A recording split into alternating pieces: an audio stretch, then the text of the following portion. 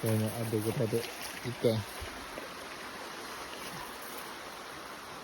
Air agak keruh lah. Besar-besar kalau air keruh. Ikan mungkus tak ada lah. Ikan jala je. Ikan jala je. Kek ada kot seekor dua ni kan.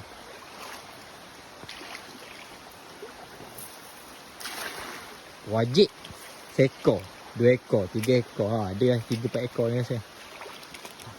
Ada. Dekat sini. Oh, dekat. Ambil barang dah.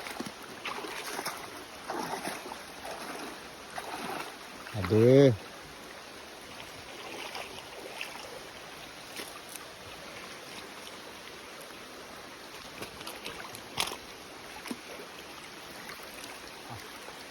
Ni, aku tarik dah. Aku gancang. Ada, puh.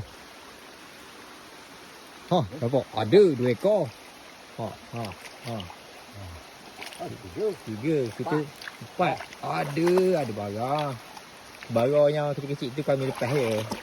Sebab nanti senang nak casting. Orang kabur habis pula. Ikan yang sebarang kecil-kecil pun ambil. Tak ambil. Kita ambil yang ikan macam ni. Ikan kawal, ikan sia. Ada. Dia tak banyak tapi ada.